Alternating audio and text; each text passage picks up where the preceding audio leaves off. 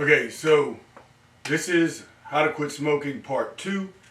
If you haven't seen the first part of this, which is the nicotine withdrawal cycle, please watch that first before watching this one, but it really doesn't matter.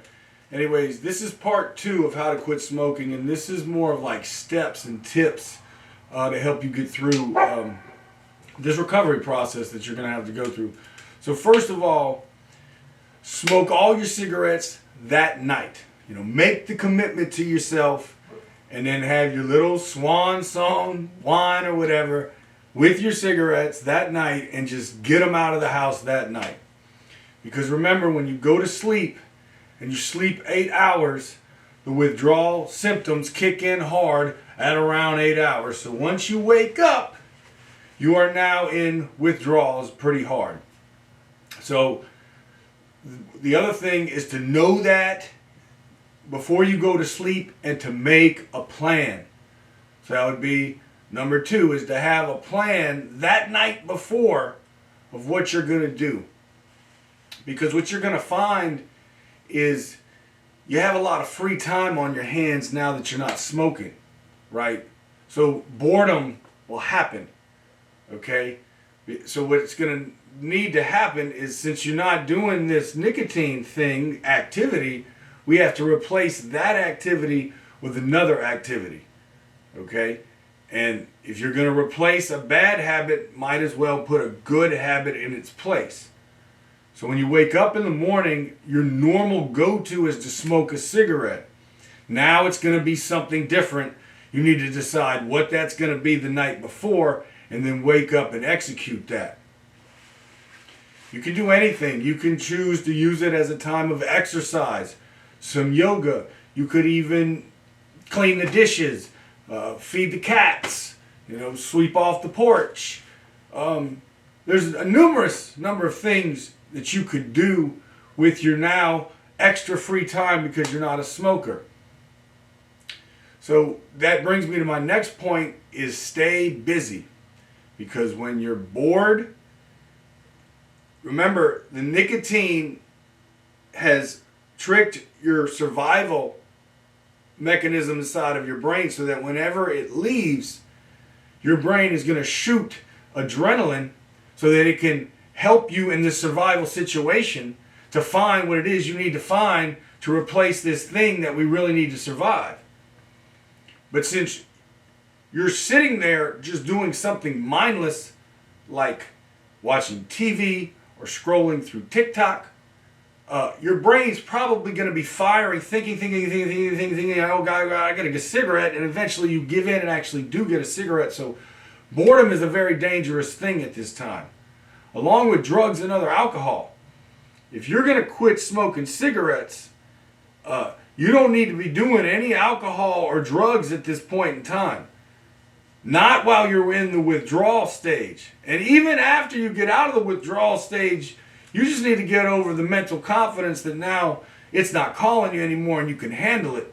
And then you may decide to start adding some, liquid courage back into your diet. But when you're quitting smoking, do not drink. Do not smoke marijuana. Do not take pills. Do not do anything that's going to affect your reward centers. You need to stay focused and deal with these withdrawals, because when you put another drug in your system, your inhibitions drop and your chances of doing the more challenging thing that you should do drop significantly. So that's a big one. No drugs or alcohol during this quit smoking recovery process. And like I said, somewhere in these 18 days, whenever you quit, you're going to start lying to yourself again. You're going to start telling yourself things like, I need a cigarette. And that's not a true statement. We need to establish that right now. You need air, you need water, you even need food from time to time, but you certainly do not need a cigarette. And even the statement, I want a cigarette, is most likely untrue, because you, my friend, have been trying to quit for years now, So you clearly don't want a cigarette. So then why do you keep on smoking? What is that? Why do you say, I want to smoke a cigarette or I need a cigarette? Well, I explained this in the last video, but I'm going to do it here in a little more colorful way. Imagine if you were watching a supernatural horror film and there was this invisible ghost that comes behind our main actor and he starts telling him, I need this. I need this. And your character's just doing his thing and here he is, I need this. I need this. Man, I need a cigarette. So here's this invisible force speaking to our main character, speaking to him actually in his own voice. And so that he eventually is tricked and out comes, he says it into the world, I need a cigarette. This invisible force has lied to him and now has convinced him that what it's saying and what he actually wants are two and the same. But they're not. You must separate those two things. It's not you that wants the cigarette. The nicotine wants the cigarette. You don't want a cigarette. So just by separating those two things, the nicotine needs a cigarette. I don't want a cigarette.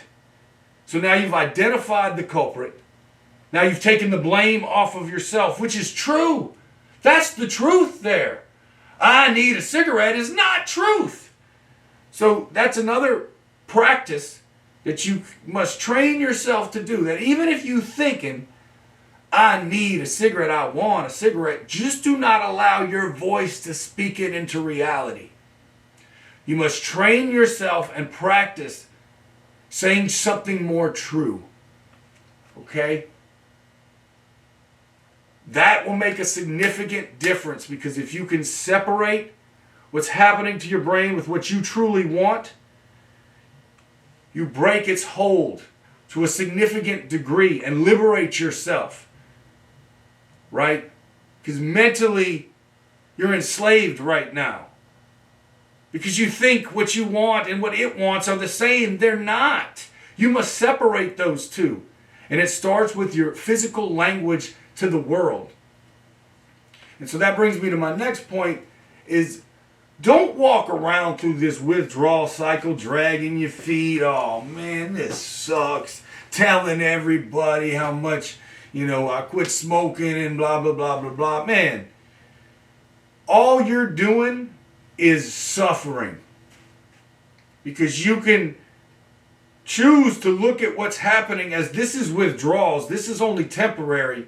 Because I do understand that in the dog days of this recovery process, it's going to feel like forever. I ain't going to lie. It's going to feel like it ain't going to end. And you're going to start telling yourself these lies again. And if you start verbalizing how much it sucks and sucks and sucks, well, now that you put yourself in this suffering mind state, right? Now you're in the highest category percentage of relapse by doing that. So a person like that's not only a pain in the ass, but they're probably going to relapse. So don't speak these things into reality. Even if you feel that way, just say something more true and more positive. The less you speak about how bad you feel, guess what?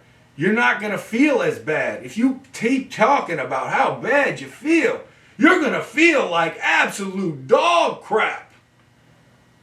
So try, even though you feel that way, just don't express it. Try to train yourself to hold back and speak things that you want to come true into reality. So that's a big one. Okay, that's a big one. And just be aware, again, you're going to lie to yourself and you're not going to actually be yourself in this recovery process. You're not going to feel good. You might feel sick. You feel low energy. You might, even have some depression and anxiety. Be real quick and sharp-tempered with people, quick to snap on them. that's not truly you. You're just in withdrawals right now. And when we're in it, we seem to forget that we're going through withdrawals, and we just wonder, why is this happening? I thought, I'd be doing good. Dude, you're in withdrawals. You got to go 18 days. And that's the tricky part. And, if after 7 days you start lying to yourself, like, man, I can have a cigarette. Guess what? When you smoke that cigarette, you took that 18 days and no matter how much pain it took to get to that 7 days, you now are going to have to do it again. And it's going to be just as big of a pain in the ass than it was the first time, if not more. So don't lie to yourself and say, oh, I can do this, because now you got to go right back through it.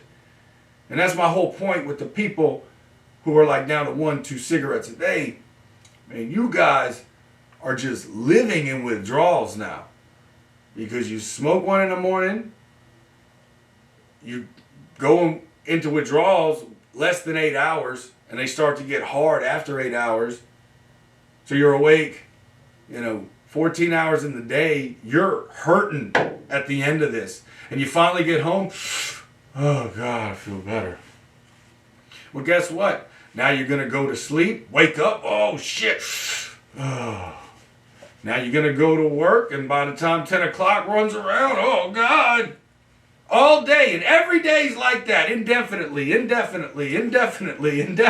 staying in withdrawals. So don't confuse that. That's why the patch doesn't work. Because it's still keeping you in withdrawals. So just know you have to do 18 days straight. And don't trick yourself and let you think that, oh, I can have one and it won't be a problem. It will be a problem. Nicotine is a serious drug. And it's serious because of what it does to your brain, to your survival center. It's tampering with your survival is what it's doing. And to know, like, on the planet, what have we found to be the most tampering on the addiction for that survival center? It's crack cocaine. That's number one. That's the hierarchy. That's the most addicting thing they've ever found in history of man. The second place is tied. Heroin is tied with nicotine. And that's your top three. Your top three most physically addicting things ever found on this planet. So I don't have a problem with smoking. I have a problem with drugs like that trick my survival mechanism into thinking, if I don't have them, I'm going to die. The same thing I think that if I can't breathe, I'm going to die. But the thing about the air is it's true. I need air or I will die. I don't need a cigarette and I will be fine. In fact, I will be a much healthier individual.